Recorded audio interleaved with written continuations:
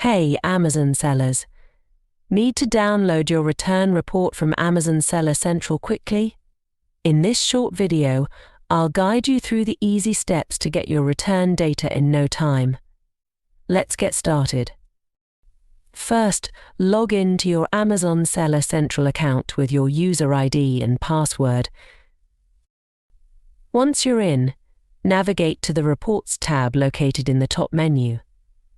From the drop-down, select Return Reports. Here you can download reports for non-FBA orders.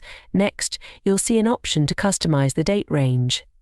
Choose the date range that fits your needs, for example, last month to get the report for the entire previous month.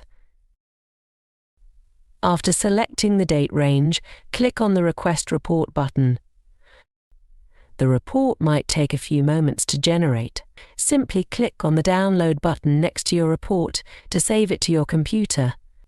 Next, let's see how to download the return report for FBA orders. Click on View FBA Report, and it will redirect you to the page where you can download reports for FBA. Now click on FBA Customer Return. It will redirect you to the FBA Customer Return Report page. Here you can view the report online, download it, or schedule it for later. You'll see an option to customize the date range under the Download option.